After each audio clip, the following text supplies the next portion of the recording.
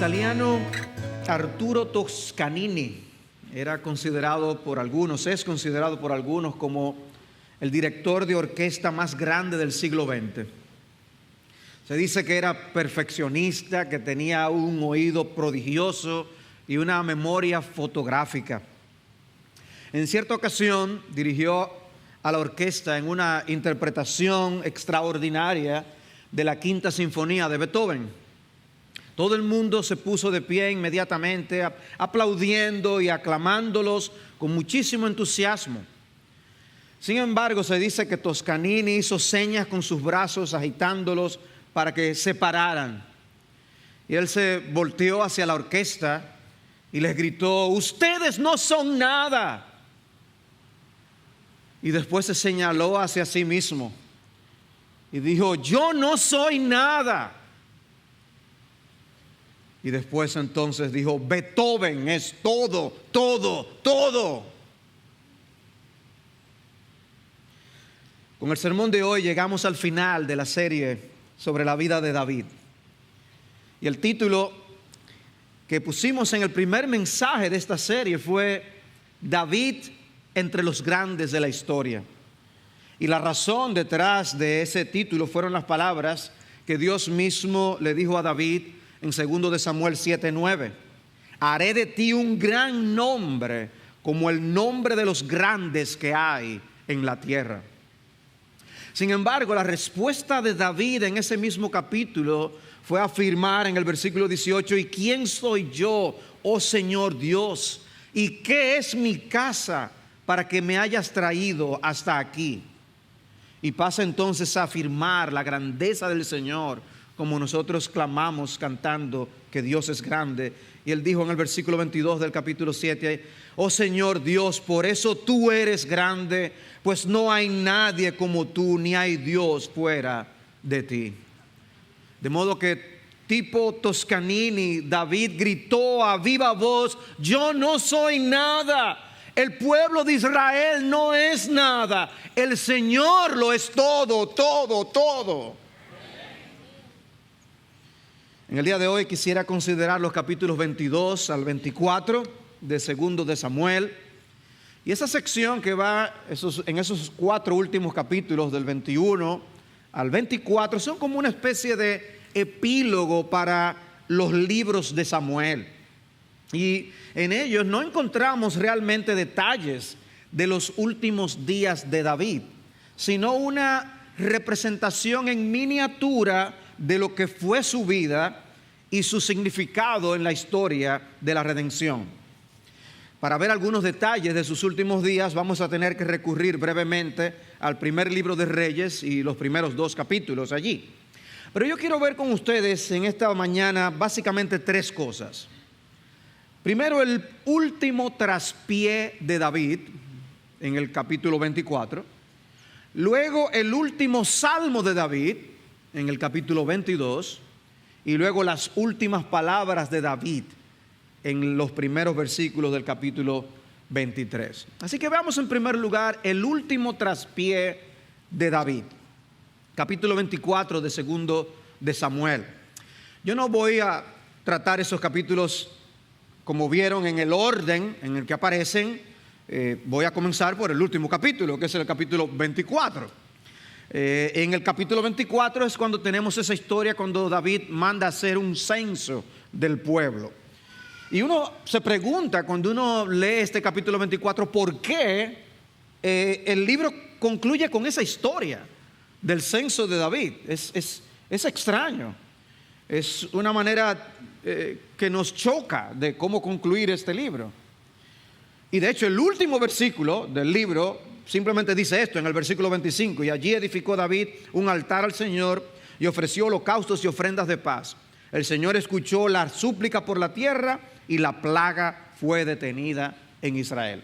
Así termina el segundo libro de Samuel. Y la referencia en ese versículo es a una plaga que el Señor envió como castigo sobre el pueblo de Israel por un pecado cometido por David, lo cual también nos choca, hace que esta historia sea impactante. Levanta preguntas esta historia, como vamos a ir viendo. Se trata de un censo que David ordenó hacer de todas las tribus de Israel. Dice el versículo 2 del capítulo 24, y el rey dijo a Joab, jefe del ejército que estaba con él, recorre todas las tribus de Israel, desde Dan hasta Beerseba, norte a sur, y haz un censo del pueblo para que yo sepa el número de la gente. La orden no parece tener nada de malo. Dios mismo había mandado a su pueblo a hacer censos en otras ocasiones. Lo vemos en libros anteriores, en el Pentateuco, vemos también historias posteriores a esta que estamos leyendo, donde también se hacen censos. Algo que brilla por su ausencia en este capítulo, sin embargo, es que no vemos a David consultando al Señor como estudiamos en otras ocasiones, que él pedía a los profetas que consultara a Dios para saber qué Dios quería que ellos hicieran. Y aquí sencillamente él no lo hace. Se le ocurrió hacer algo y lo hizo, y Dios envió un castigo muy severo sobre el pueblo por causa de eso. Algo que llama la atención también es que Joab, nuestro querido Joab, ese personaje tan enigmático de los libros de Samuel, trató de disuadir a David de hacer el censo. David prestaba atención a las cosas que Joab le decía, su general. Lo vimos la vez anterior, como los consejos que él le daba, David prestaba atención. Y David conocía también cómo era Joab. Joab también conocía cómo era David. Ellos se entendían de cierta manera. El caso es que Joab tenía razón. Dice en el versículo 3, pero Joab respondió al rey, que el Señor tu Dios añada al pueblo 100 veces más de lo que son, mientras todavía vean los ojos de mi señor el rey. Pero ¿por qué se complace mi señor el rey en esto? Sin embargo, la palabra del rey prevaleció contra Joab. De manera que el censo va, dijo David. Y se llevó a cabo el censo. En el texto paralelo de Primero de Crónicas, se menciona que no solo Joab pensaba así. Dice Primero de Crónicas 21:7, también el censo, además de Joab, desagradó a Dios e hirió a Israel. O sea que Joab entendía que había algo malo, y en el relato de Crónicas se nos dice, a Dios le desagradó que David hiciera el censo. Después vemos que el mismo David admite que había pecado. Dice en el versículo 10 del capítulo 24, después que David contó el pueblo, le pesó en su corazón. Dijo pues David al Señor, he pecado en gran manera por lo que he hecho. Pero ahora, oh Señor, te ruego que quites la iniquidad de tu siervo, porque he obrado muy neciamente. David admite su pecado, lo confiesa delante del Señor, le suplica su perdón. Y ante esta situación, al día siguiente Dios le envía al profeta Gad para que visite a David. Y como si la historia ya no fuera extraña de por sí, lo que el Señor manda decir a David es que él podía escoger entre 3 castigos posibles. ¿Qué tú quieres, David? Que te pase esto, que le pase al pueblo esto, aquello otro. Uy. O sea, Dios perdona, Dios castiga. Ya lo habíamos visto en el mismo libro, ¿no? Dice el versículo 12, ve y di a David, así dice el Señor, te ofrezco 3 cosas, escoge para ti una de ellas, para que yo la haga. Así que Gad fue a David y se lo hizo saber, diciéndole, ¿quieres que te vengan 7 años de hambre en tu tierra? ¿O que huyas por 3 meses delante de tus enemigos mientras te persiguen? ¿O que haya 3 días de pestilencia en tu tierra? Considera ahora y mira qué respuesta he de dar al que me envió. Una difícil encrucijada. La respuesta de David es memorable. Versículo 14. Respondió David a Gad, estoy muy angustiado. Te ruego que nos dejes caer en manos del Señor, porque grandes son sus misericordias, pero no caiga yo en manos de hombre. Como veremos, el castigo fue bastante severo. Pero David sabía algo, David tenía algo muy claro: Dios es un Dios de compasión. Él sabía que Dios es un Dios de ira, ya lo hemos visto. Él ha probado la ira de Dios y las consecuencias que su pecado trajo sobre su vida, su familia y el reino. Pero él está convencido de que ese mismo Dios es misericordioso. Y eso le mantenía yendo a donde el Señor vez tras vez. Y David prefirió entonces un castigo en el que no interviniera la mano de los hombres. Hasta cierto modo, alguien describió el contenido de este capítulo como la ira envuelta en misericordia. Es hasta a veces difícil por nuestro propio pecado, lo corto de nuestra vista espiritual, el ver la misericordia de Dios en medio de las dificultades. Y es una enorme bendición del cielo cuando en medio de días difíciles podemos contar sus misericordias.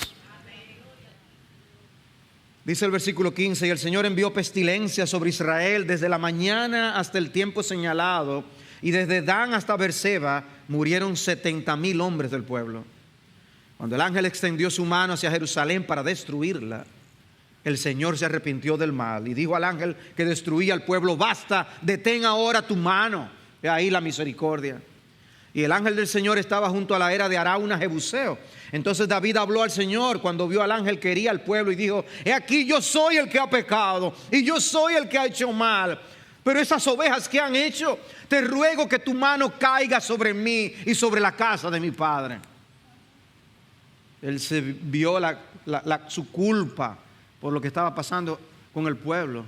Y amados hermanos, vemos una vez más que los pecados de los líderes son pecados que afectan a aquellos a quienes ellos liderean. Sea un presidente, sea un pastor, sea un cabeza de hogar, sea cualquier líder, nuestros pecados inciden en los demás. En sentido general, nuestros pecados inciden en los demás, pero los pecados de los líderes liderean. Dios le dio instrucciones para levantar un altar y ofrecer holocausto, pero él debía ir a un lugar específico y comprarlo. Esa es la instrucción que Dios le da.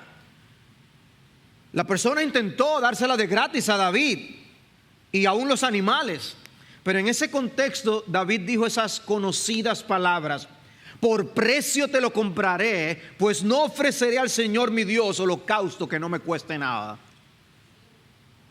Dios acepta el sacrificio y detiene así la plaga.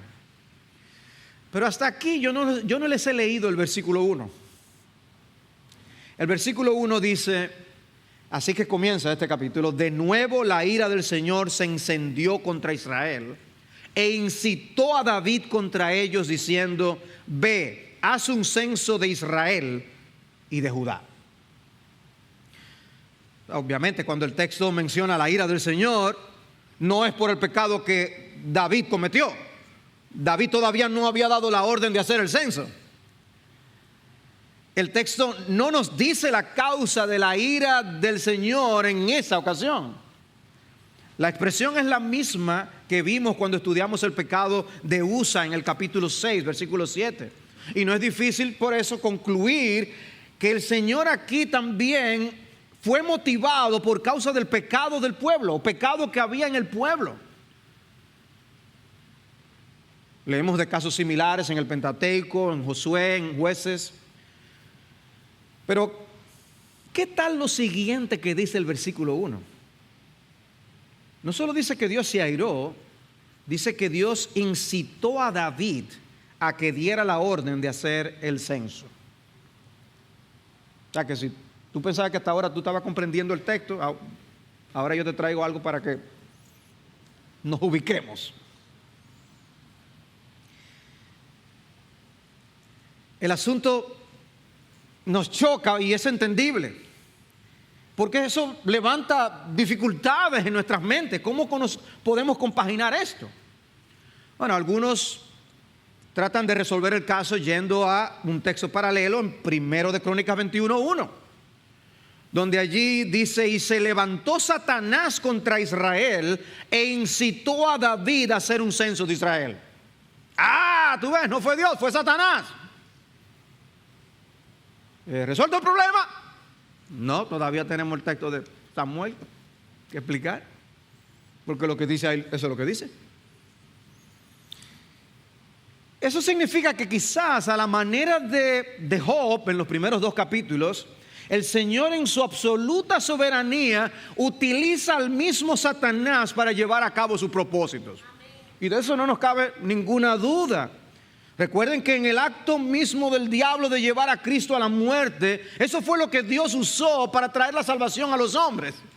Dios actúa así. Pero la expresión en Crónicas no necesariamente nos libra de la pregunta: ¿cómo puede Dios incitar a David a hacer algo que luego él mismo castigaría? Bueno, como yo les decía, hacer un censo no estaba prohibido. Y lo único que dice el texto que Dios hizo fue incitar a David a dar la orden de hacer el censo. De modo que el pecado de David no fue hacer el censo en sí, sino la actitud pecaminosa con la que él dio la orden de hacer el censo. ¿Ven? O sea, que sea por orgullo, tipo Nabucodonosor, esta es la gran Babilonia que yo edifiqué, sea por confianza en el tamaño de su ejército, sea por la razón que sea. Pero el texto no dice que Dios incitó a David al pecado, sino solo a la acción de ordenar el censo. Y son 2 cosas muy diferentes. Dios ni es tentado por el mal, dice la Escritura, ni Él tienta a nadie, dice Santiago. De manera que entonces, ¿en qué sentido pecó David? A juzgar por el contexto, y lo que veremos en los capítulos 22 y 23, yo creo que la historia del capítulo 24 nos muestra otro momento de la vida de David en el que se inclinó a confiar en los números y no en las rocas de su salvación.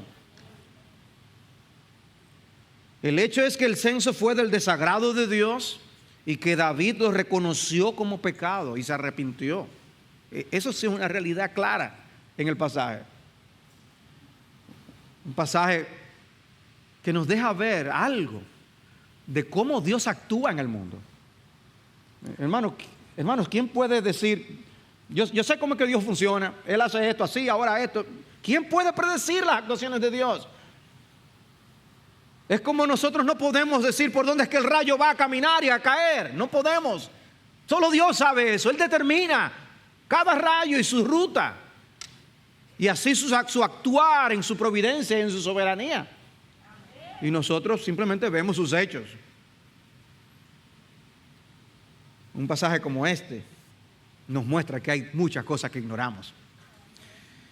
Me gustó al comentarista Dale Davis escribir sobre esto, y él decía: ¿nos molesta esto? O sea, encontrarnos con una historia que nos dice cosas de la actuación de Dios que no entendemos.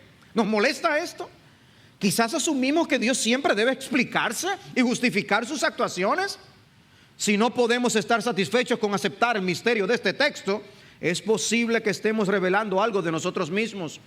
Si estamos molestos por un texto que nos dice que Yahvé está airado, pero no nos dice por qué, ¿no estamos diciendo que realmente no confiamos en que Él sea justo? ¿No hay una tensión dentro de nosotros mismos que insiste en que no debe haber misterios en Dios? No queremos lagunas, no queremos sentirnos incómodos con cosas que no entendemos. Y sigue diciendo él: ¿no asumimos a veces sutilmente que Dios nos debe una explicación?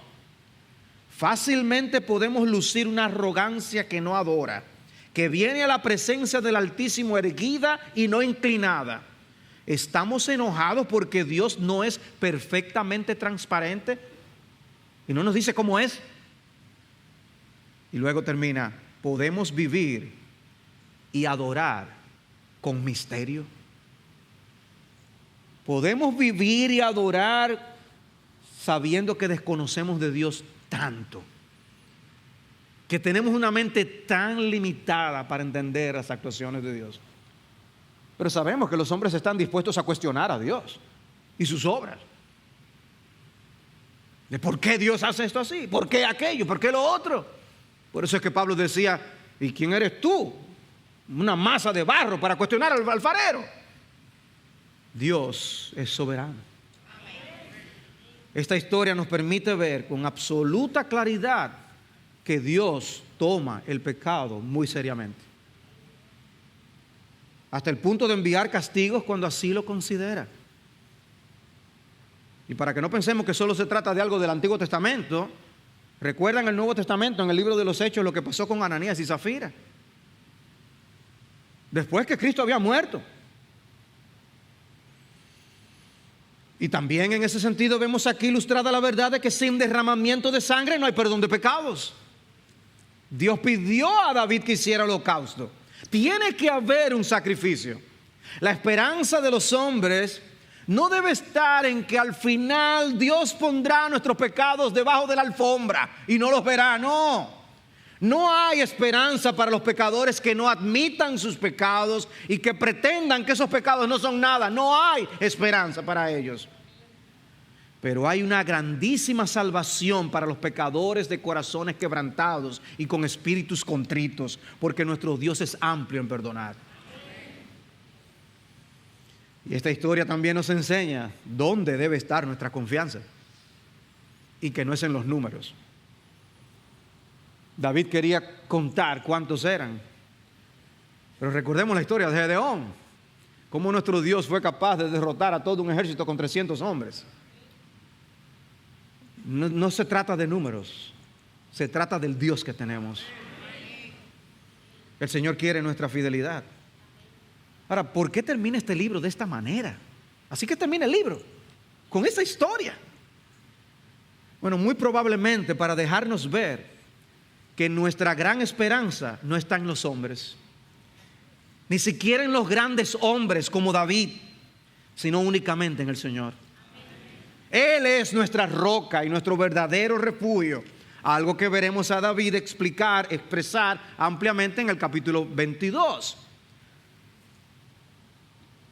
El hombre conforme al corazón de Dios, un hombre tan grande como lo podemos ver en la historia y en la historia de la redención, pero realmente no es nada. David, tú no eres nada. Él mismo lo dice. Pero su Dios, sin embargo, es la gran roca de la salvación. Él lo es todo, todo, todo. Ese es el último traspié de David que vemos registrado aquí en esta historia. Es posible que haya cometido otras cosas, pero no según lo que se menciona en la historia. Ahora quiero que veamos el último salmo de David. El último salmo de David, que es el capítulo 22. El capítulo 22 es casi idéntico al Salmo 18 que nos leyó el pastor Marcos. Es un salmo que se repite. El Salmo 18 es segundo de Samuel 22. Y ese salmo describe de manera poética la teología que hay detrás de la vida de David. Es un salmo bien extenso, por lo tanto, solo puedo hacer unos cuantos señalamientos aquí y allá. Y nos muestra cómo veía David al Señor y a qué atribuyó David lo que él pudo alcanzar. En este salmo David atribuye todas sus bendiciones a la misericordia y a la gracia de Dios. Fue el Señor quien lo libró de sus enemigos, y lo cantamos nosotros también, y quien también le capacitó para hacer lo que hizo por Israel. Este salmo básicamente David expresa su confianza en el Señor, David expresa su gratitud por librarle de peligros, David expresa su inocencia y afirma la justicia de Dios, David expresa gratitud por capacitación divina, y David expresa alabanza al Señor. Es básicamente su contenido. Observen cómo David identifica al Señor. Dice el versículo 1: habló David de las palabras de este cántico al Señor el día que el Señor lo libró de la mano de todos sus enemigos y de la mano de Saúl, y dijo: el Señor es mi roca, mi baluarte y mi libertador, mi Dios, mi roca en quien me refugio, mi escudo y el cuerno de mi salvación, mi altura inexpugnable y mi refugio, Salvador mío, tú me salvas de la violencia. ¿Observaron al leer esta porción todas las figuras que usa David para referirse al Señor? Roca, baluarte, libertador, refugio. Usa dos palabras distintas en el hebreo para usar refugio. Escudo, cuerno de salvación, altura inexpugnable. Pero la figura dominante es la figura de Dios como una roca. El Señor no es simplemente la roca. David lo llama, el Señor es mi roca. Es donde yo me refugio. Cuando David huía de Saúl, nosotros vimos en una ocasión cómo él encontró refugio en una roca. Dice 1 Samuel 23:25, Saúl fue con sus hombres a buscarlo, pero le avisaron a David y éste bajó a la peña y permaneció allí en el desierto de Mahón. Se refugió en la roca. Y más adelante, unos versículos más adelante, dice que por eso llamaron a aquel lugar la peña de escape.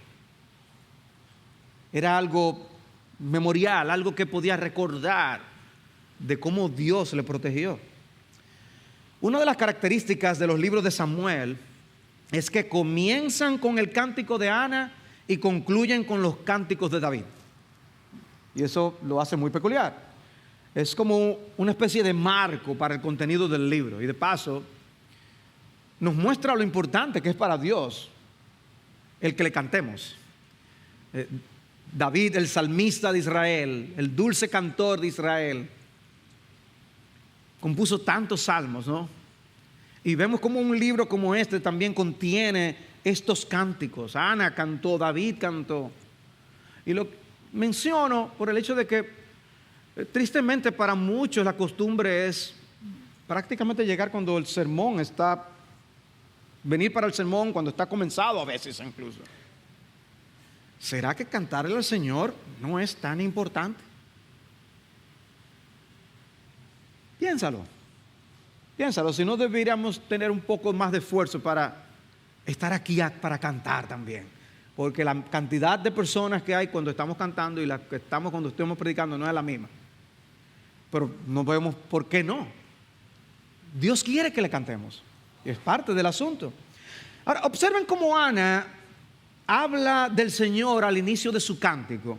1 Samuel 2:1. Dice, entonces Ana oró y dijo, mi corazón se regocija en el Señor, mi fortaleza en el Señor se exalta. Mi boca sin temor habla contra mis enemigos, por cuanto me regocijo en tu salvación. No hay santo como el Señor, en verdad no hay otro fuera de ti, ni hay roca como nuestro Dios. Ya Ana había usado esos términos, había expresado en Dios su confianza. Y en el Salmo del capítulo 22 que estamos viendo, encontramos en 3 versículos que se hace referencia a Dios como roca. El que yo les leía en el versículo 3, mi Dios, mi roca. En el versículo 22, ¿y quién es roca sino solo nuestro Dios? Y en el versículo 47, el Señor vive, bendita sea mi roca y ensalzado sea Dios, roca de mi salvación. Era una figura apreciada por David, porque él lo vivió, lo que era refugiarse en una roca. Entonces, ¿cuál es la temática de estos cánticos? Tanto el de Ana como los de David. Bueno, que el Señor es el protector insuperable de su pueblo. Ese es el tema. Que Él gobierna el mundo con justicia, que quebranta y humilla a los soberbios y que exalta a los humildes. Decía Ana en 1 Samuel 2:10, los que contienden con el Señor serán quebrantados. Él tronará desde los cielos contra ellos. El Señor juzgará los confines de la tierra. A su rey dará fortaleza y ensalzará el poder de su ungido. Algo que se aplicaba a David y al gran Mesías que vendría por medio de David. Por eso habla de que juzgará los confines de la tierra. David dice algo similar. En el versículo 28 de 2 de Samuel 22, salvas al pueblo afligido, pero tus ojos están sobre los altivos a quienes tú humillas. La misma idea. Ana está profetizando de cosas cercanas y lejanas. El Señor se manifestaría por medio de su ungido David, pero también por medio del ungido con U mayúscula. Por eso es que dice, los confines de la tierra estarán bajo sus pies. Y David, por su parte, mira hacia atrás. Ana está mirando hacia adelante. Viene David el ungido. David está escribiendo y mira hacia atrás. Mira lo que Ana había escrito que el Señor haría en sus días. Pero también David mira hacia el futuro, como vamos a ver en el capítulo 23, a lo que el rey Mesías haría. Durante nuestro estudio de la vida de David, nosotros pudimos observar cómo después de ser ungido por Samuel, ahí fue que comenzaron sus problemas. Lo que él vivió con Saúl fue terrible. Y aún con Saúl muerto, sus problemas continuaron, aunque de otra forma. Tuvo que vencer a sus enemigos de Israel, los filisteos y otros.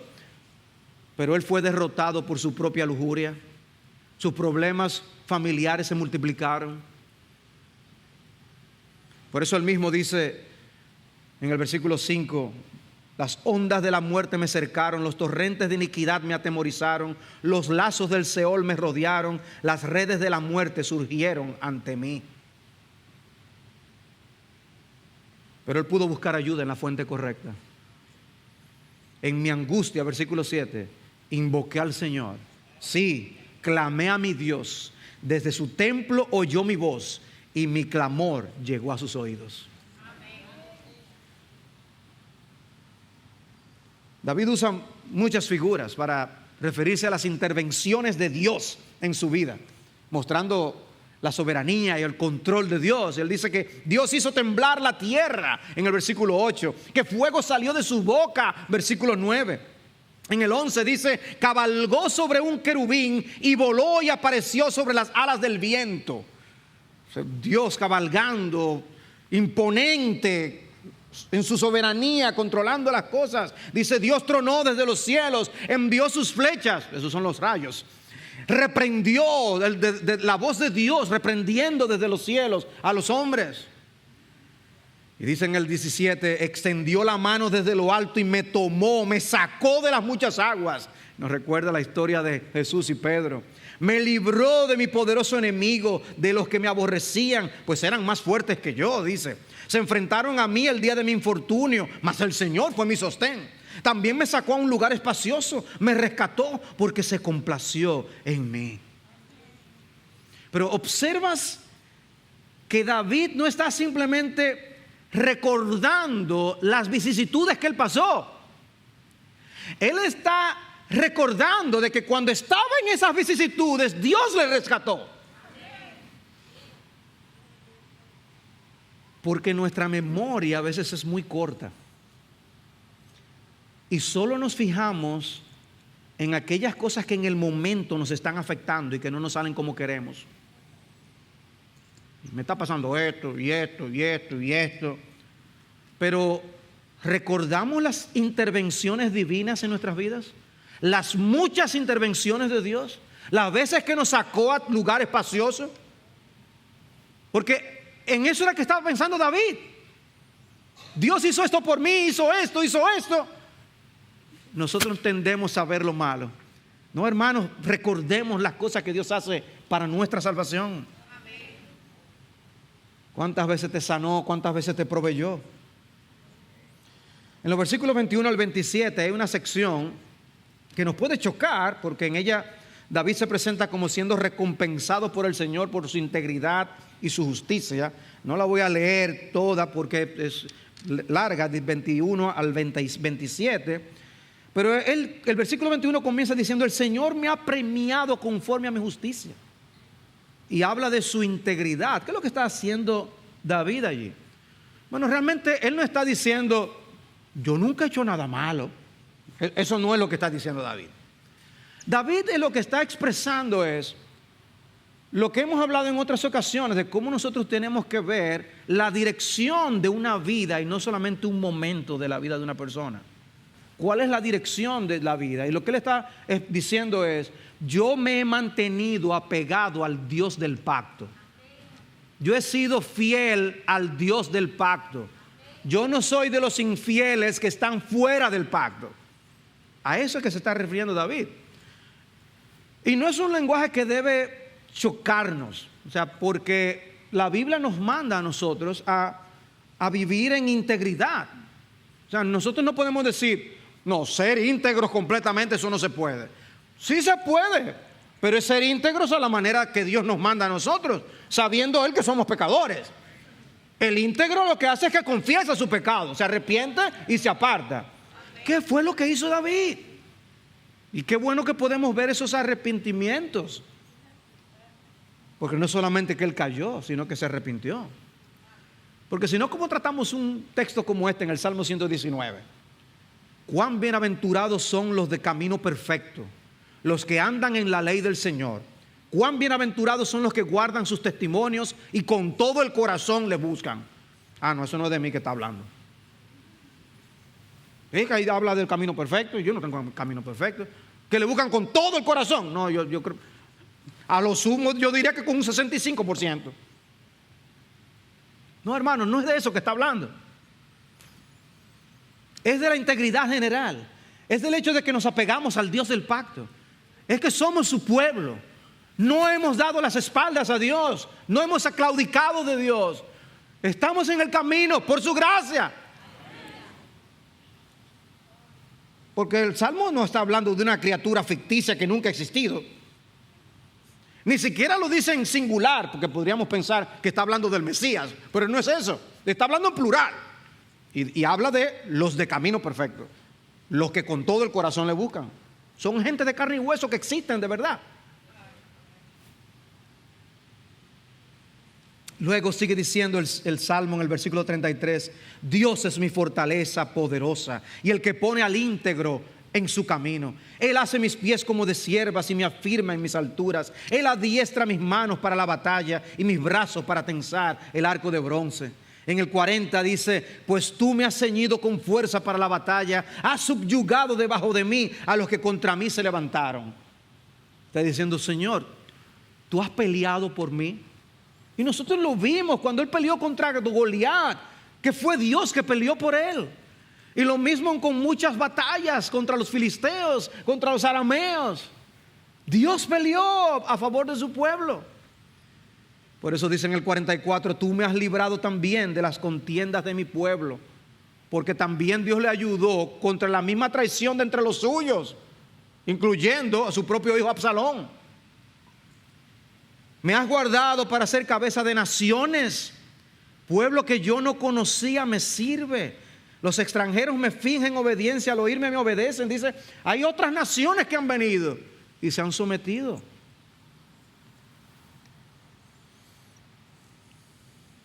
Dicen al final, en el versículo 50, por tanto te alabaré, oh Señor, entre las naciones, y cantaré alabanzas a tu nombre. Él es torre de salvación a su rey y muestra misericordia. Gesed a su ungido, a David y a su descendencia para siempre. Interesante que el versículo 50 es citado por Pablo en Romanos capítulo 15 para hablar de la inclusión de los gentiles en la salvación de Dios. Ahí estamos nosotros. Te alabaré, oh Señor, entre las naciones. Y David se veía entre las naciones bendiciendo y alabando el nombre de Dios. Una reunión como esta, por eso debe ser una reunión de alabanza. Para exaltar el nombre de Dios, que se levanten las voces y proclamen la grandeza del Señor, su poderío en la salvación de viles pecadores. Esa es la obra de nuestro Dios. Y en el contexto que Pablo lo usa en Romanos, dice, eso debe mover a los gentiles a cantar y alabar. Y dice, ¿y por qué? Por la misericordia que Dios mostró a su ungido. Cuando Dios hizo pacto con David, le prometió que esa misericordia nunca se apartaría de su casa. Y no tienen que buscarlo, pero en el Salmo 89 es hermoso cómo se cita el pacto de David en el Salmo 89. En el versículo 20 dice, he hallado a David mi siervo, lo he ungido con mi óleo santo. Con él estarán mi fidelidad y mi misericordia, el gesed de Dios. Para siempre conservaré mi misericordia hacia él, versículo 28. Y así estableceré su descendencia para siempre y su trono como los días de los cielos. Ahí estamos tú y yo. Y luego dice en el versículo 33, pero no quitaré de él mi misericordia. Versículo 34, no quebrantaré mi pacto. Una vez he jurado por mi santidad, no mentiré a David, que su descendencia será para siempre y su trono como el sol delante de mí. Será establecido para siempre como la luna, fiel testigo en el cielo. Al meditar en todas las maneras en que Dios había sido su roca de refugio, David no pudo hacer otra cosa que alabar y bendecir al Señor. Y yo me pregunto, ¿qué tú y yo debemos hacer al contar todas las cosas que ha hecho el Señor por ti y por mí? Por último, hemos visto la última caída de David, ¿no? Ese último traspié de David, el último salmo de David. Veamos ahora las últimas palabras de David. Según segundo de Samuel 23, las últimas palabras de David son las que se encuentran en los primeros 7 versículos del capítulo. Sin embargo, cuando vamos a Primero de Reyes, nos topamos con otras últimas palabras con un contenido muy diferente. Y en ese sentido quiero ver 3 cosas en este encabezado. Cómo David expresa su voluntad de que Salomón fuera su sucesor. Segundo, consejos finales de David a Salomón. Y luego el texto de segundo de Samuel 23, ese cántico mesiánico del capítulo 23. Pero vemos primero cómo David expresa su voluntad de que Salomón fuera el sucesor. Y es algo interesante, pueden leerlo con más calma y detenimiento en otra ocasión. Pero Primero de Reyes comienza afirmando que David ya era un anciano. David, esto puede ser malas noticias para algunos, pero David murió de unos 70 años. Y llama anciano aquí, o sea, para que no se ofenda. El punto es que aprovechando esa situación de que él estaba en esa condición, su hijo Adonías comienza a proponerse a sí mismo como el sucesor legítimo al trono. Y está la historia en los primeros versículos de cómo él quiso proclamarse, llamó a gente, proclamarse para ser el sucesor de David. Y dice que no invitó ni al profeta Natán, ni a Benaía, ni a los valientes, ni a Salomón su hermano. O sea que él no quería que le aguaran la fiesta. Es en ese contexto que volvemos a encontrarnos con Natán, que aborda a Betsabé y la hace consciente de lo que estaba pasando con Adonías. Le dice: ahora pues ven, voy a darte un consejo para que salves tu vida y la vida de tu hijo Salomón. Ve ahora mismo al rey David y dile: ¿no has jurado tú, oh rey, mi señor, a tu sierva, diciendo: ciertamente tu hijo Salomón será rey después de mí y se sentará en mi trono? ¿Por qué pues se ha hecho rey Adonías? He aquí, mientras estés aún hablando con el rey, yo entraré tras de ti y confirmaré sus palabras. Entonces, en otras palabras, ve adelante, ve, dile a David esto, y luego yo voy a entrar como de casualidad y también le voy a decir lo mismo, para que vea por 2 voces lo que estaba pasando. Y David Betsabé va donde David y le dice: mira, tú me juraste que Salomón sería rey después de ti. O sea que ya David le había dado su palabra. Y dice el versículo 21: los ojos de todo Israel están sobre ti para que les hagas saber quién ha de sentarse en el trono de mi señor, el rey, después de él. O sea, la gente quiere saber qué es lo que va a pasar, David. Y en ese contexto, Natán llega con la misma problemática, no solo con el mensaje, y provoca la situación de que él dijera explícitamente lo de Salomón. Dice: ciertamente como te juré por el Señor, Dios de Israel, tu hijo Salomón será rey después de mí, y él se sentará sobre mi trono en mi lugar. Así lo haré hoy mismo. Y lo que sucedió es narrado con gran esplendor. Dice en el versículo 32: entonces el rey David dijo: llamadme al sacerdote Sadoc, al profeta Natán y a Benaía, hijo de Joiada. Ellos entraron a la presencia del rey y el rey les dijo: tomad con vosotros los siervos de vuestro señor, haced montar a mi hijo Salomón en mi propia mula y bajadle a Gihón. que allí el sacerdote Sadoc y el profeta Natán lo unjan como rey sobre Israel, y tocad trompeta y decid: viva el rey Salomón. Después subiréis tras él y él vendrá, se sentará en mi trono y reinará en mi lugar, porque le he escogido para que sea príncipe sobre Israel y sobre Judá. Y bueno, los demás dijeron: amén, y así lo diga también el Señor, el Dios de mi Señor, el rey, etcétera, etcétera. Todo aquello fue maravilloso. Dice que todo se oyó tan lejos que hasta donde estaba la fiesta de Adonías se oyó.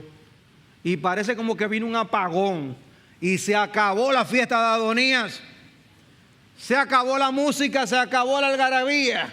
Dice: todos los invitados de Adonías se aterrorizaron y se levantaron, y cada uno se fue por su camino.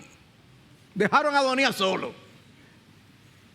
Y dice que el mismo Adonías se llenó de miedo, y para que no lo mataran se aferró de los cuernos del altar. Pero Salomón lo dejó con vida por un tiempo. Luego del evento con Adonías, en 1 de Reyes 2, tenemos los consejos finales que David le da a Salomón. Y la primera parte de sus consejos finales era de esperar. Era como: mira, actúa con sabiduría o tú vas a tener problemas. Y le exhorta a la fidelidad y a la obediencia. Pero oigan lo que dicen en los primeros 4 versículos. Y acercándose los días de la muerte de David, dio órdenes a su hijo Salomón diciendo: yo voy por el camino de todos en la tierra. El camino de todos, si esto incluye a ti y a mí. Sé pues fuerte y sé hombre. Guarda los mandatos del Señor tu Dios, andando en sus caminos, guardando sus estatutos, sus mandamientos, sus ordenanzas y sus testimonios, conforme a lo que está escrito en la ley de Moisés, para que prosperes en todo lo que hagas y donde quiera que vayas, para que el Señor cumpla la promesa que me hizo, diciendo: si tus hijos guardan su camino, andando delante de mí con fidelidad, con todo su corazón y con toda su alma, no te faltará hombre sobre el trono de Israel. Wow, David había aprendido la lección. Él lo pagó bien caro, el no haber escuchado los consejos del Señor en muchos momentos. Y ahora le está diciendo a Salomón: no hagas tú lo mismo. Cuídate, Salomón. Personalmente, me hubiera encantado que hasta aquí fueran las palabras de David.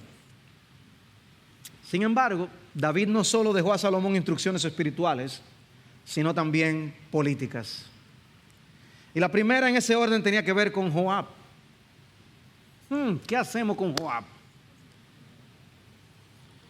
Bueno, ¿sabes lo que me hizo Joab, hijo de Sarvia? Lo que hizo a los 2 jefes de los ejércitos de Israel, a Abner y a Amasa, a los cuales mató y derramó sangre de guerra en tiempo de paz, y puso sangre de guerra en el cinturón que le ceñía. Haz pues conforme a tu sabiduría, y no permitas que sus canas desciendan al Seol en paz. Salomón que interprete lo que esas palabras querían decir.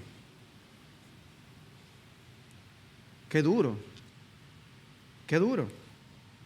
Lo siguiente tiene que ver con Barzilai Galaadita, un amigo de David que le ayudó cuando él huía de Absalón. Y dice: mas muestra bondad a los hijos de Barzilai Galaadita, y que estén entre los que comen a tu mesa, porque ellos me ayudaron cuando yo huía de tu hermano Absalón. Una buena medida. Pero la última orden de esta índole tiene que ver con Simei. ¿Recuerdan a Simei? Dice: aquí está contigo Simei, hijo de Gera, benjamita de Baurín. Él fue el que me maldijo con una terrible maldición el día que yo iba a Mahanaim. Mas cuando descendió a mi encuentro en el Jordán, le juré por el Señor diciendo: no te mataré a espada. Pero ahora no lo dejes sin castigo, porque eres hombre sabio. Sabrás lo que debes hacer con él, y harás que desciendan sus canas con sangre al Seol. De alguna manera David pensaba que él no le estaba poniendo la mano a Simei, era a Salomón. Y así actúan muchas autoridades en el día de hoy. Eso lo hizo él. Y es en ese contexto que se nos reporta la muerte de David. Dice el versículo 10: y durmió David con sus padres y fue sepultado en la ciudad de David. No lloren, que eso fue hace mucho. Dice: los días que David reinó sobre Israel fueron 40 años, 7 años reinó en Hebrón y 33 años reinó en Jerusalén. Salomón se sentó en el trono de David su padre y su reino se afianzó en gran manera. Finalmente llegamos al cántico de 2 de Samuel 23. Y es obvio que David dijo estas palabras antes de morir, ¿no es así? Él mismo las escribió. Pero yo he querido dejarlas para último por su contenido. Dice así: estas son las últimas palabras de David. Declara David, el hijo de Isaí, y declara el hombre que fue exaltado, el ungido del Dios de Jacob, el dulce salmista de Israel. El Espíritu del Señor habló por mí y su palabra estuvo en mi lengua. Dijo el Dios de Israel, me habló la roca de Israel. Otra vez el tema. La vida de David estaba anclada en la roca que es el Señor. Me habló la roca de Israel. ¿Qué le habló la roca de Israel? El que con justicia gobierna sobre los hombres, que en el temor de Dios gobierna. Es como la luz de la mañana cuando se levanta el sol en una mañana sin nubes, cuando brota de la tierra la tierna hierba por el resplandor del sol tras la lluvia. Similar al Salmo 89 que les leía hace un rato. En verdad, ¿no es así mi casa para con Dios? Pues Él ha hecho conmigo un pacto eterno, ordenado en todo y seguro, porque toda mi salvación y todo mi deseo no los hará ciertamente germinar. Dejémoslo ahí por un momento. El versículo 1, cuando habla del ungido de Dios, habla de Él mismo. Es el hijo de Isaí, el dulce salmista de Israel. Dios se reveló a su pueblo por medio de David. El Espíritu del Señor habló por mí.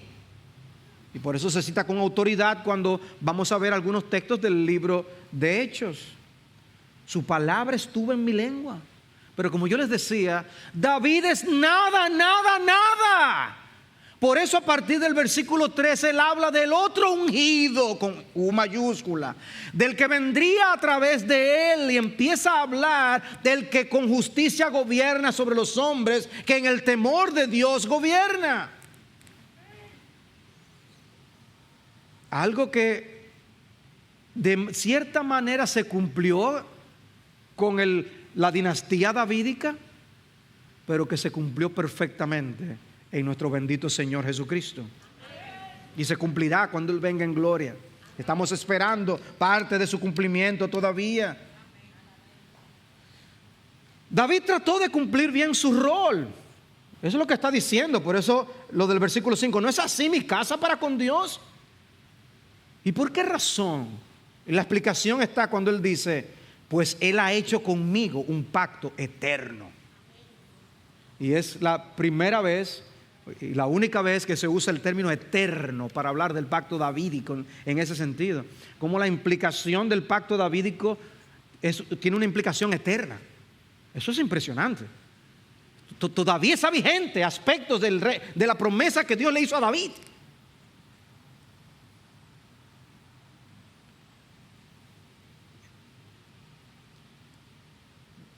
Y dice, ordenado en todo y seguro, porque toda mi salvación y todo mi deseo no los hará ciertamente germinar.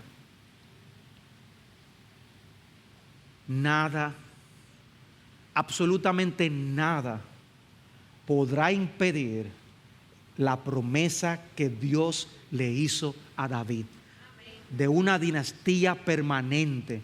Por eso habla de para siempre, es eterna y dice, es ordenado en todo y seguro. ¿Cuánta seguridad hay para los que están cobijados bajo el pacto davídico? David hizo un gran trabajo, pero se quedó corto, sumamente corto, porque David es nada, nada, nada. Él ha hecho conmigo un pacto eterno. Él lo hace seguro. Eterno, algo maravilloso. No es ver la vida de David lo que nos brinda consolación y la esperanza que nosotros necesitamos, sino ver al Dios de David actuando a pesar de David para llevar a cabo sus propósitos, lo que nos llena a nosotros de esperanza hoy. Podemos ver las caídas y los desvaríos de David y no concluir que el mundo está girando al azar y sin ningún rumbo. No, podemos mirar el caos del mundo y cuánto caos hay. Y lo que hoy no tiene sentido cuando lo vemos. Y sabemos que todo está bajo el absoluto control del Dios soberano. Las promesas del pacto con David serán cumplidas, aún a pesar de las debilidades y pecados de los hombres. No importa que la historia termine con la historia del censo, Dios seguiría llevando a cabo sus planes y sus propósitos. Porque si se trata de juzgar en base a las vivencias de David, fácilmente podríamos concluir que no vale la pena luchar tanto. Pero no descansamos en nuestras vivencias, sino en lo que Dios nos ha revelado en su bendita palabra. Y Él ha dicho que su reino es inconmovible y eterno. A pesar de que ya el Mesías vino y murió en la cruz, la esperanza mesiánica de 2 de Samuel 23 todavía es futura, porque esperamos la consumación de las promesas divinas que faltan y la coronación del Hijo de Dios en su reino eterno, cuando todos sus enemigos se han puesto por debajo de sus pies. Pero hay una palabra de advertencia al final, en los últimos 2 versículos, versículos 6 y 7. Mas los indignos, todos ellos serán arrojados como espinos, porque no pueden ser tomados con la mano. Y el hombre que los toque ha de estar armado con hierro y con asta de lanza, y por fuego serán consumidos completamente en su lugar. Y así como los enemigos de David no pudieron contra él, los enemigos del Mesías, los enemigos de Jesucristo, serán derrotados irremisiblemente. Permítanme leerles algunas citas o referencias a David en el libro de los Hechos. Dice en Hechos capítulo 13, el apóstol Pablo hablando, versículo 13-21. Dice: cuando el pueblo de Israel pidió rey, Dios le dio a Saúl. Y dice: después de quitarlo, les levantó por rey a David, del cual Dios también testificó y dijo: he hallado a David, hijo de Isaí, un hombre conforme a mi corazón, que hará toda mi voluntad. Y ahora dice: de la descendencia de este, conforme a la promesa, Dios ha dado a Israel un Salvador, Jesús. O sea, Jesús es el cumplimiento de la promesa de Dios a David. Pedro, por su lado, en el capítulo 2, dice en el versículo 25: porque David dice de él: veía siempre al Señor en mi presencia, pues está a mi diestra para que yo no sea conmovido, citando el Salmo 16. Por lo cual mi corazón se alegró y mi lengua se regocijó, pues no abandonarás mi alma en el Hades, ni permitirás que tu santo vea corrupción. Y dice: hermanos, del patriarca David os puedo decir confiadamente que murió y fue sepultado. O sea, él dice que nosotros sepamos, David se murió. ¿De quién es que está hablando? Y dice: y su sepulcro está entre nosotros hasta el día de hoy. Pero siendo profeta, David profeta, pero siendo profeta y sabiendo que Dios le había jurado sentar a uno de sus descendientes en su trono, miró hacia el futuro y habló de la resurrección de Cristo, que ni fue abandonado en el Hades, ni su carne sufrió corrupción. A este Jesús resucitó Dios, de lo cual todos nosotros somos testigos. Así que, exaltado a la diestra de Dios y habiendo recibido del Padre la promesa del Espíritu Santo, ha derramado esto que vosotros veis y oís. Porque David no ascendió a los cielos, pero él mismo dice: dijo el Señor a mi Señor: siéntate a mi diestra hasta que ponga a tus enemigos por estrado de tus pies. Y una última cita en Hechos capítulo 13, una vez más el apóstol Pablo. Y en cuanto a que le resucitó de entre los muertos, versículo 34, para nunca volver más a ver corrupción, Dios ha hablado de esta manera. Y esto para mí fue tan glorioso leerlo: os daré las santas y fieles misericordias prometidas a David.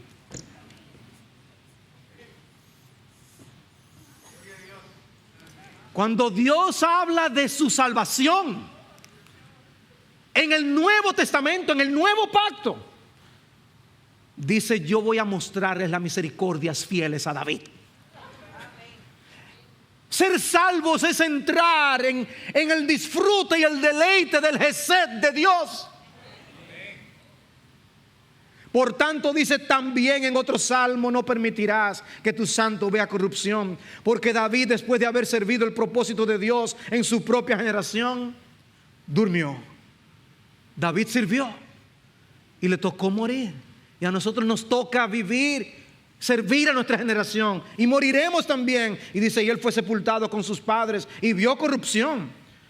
Pero aquel a quien Dios resucitó no vio corrupción. Por tanto, hermanos, sabed que por medio de Él os es anunciado el perdón de los pecados, y que de todas las cosas que no pudisteis ser justificados por la ley de Moisés, por medio de Él todo aquel que cree es justificado. Cree en el Señor Jesucristo y serás salvo. Oh, amados hermanos, hasta el día de hoy todavía llueven sobre nosotros las misericordias fieles de Dios prometidas a David. Yo he citado en otras ocasiones esta canción de Gracia Soberana. Un deudor solamente a tu misericordia es la canción en inglés. Pero entre las varias cosas que dicen y que me impactan siempre, dice: la obediencia y la sangre de mi Salvador esconden todas mis transgresiones de la vista.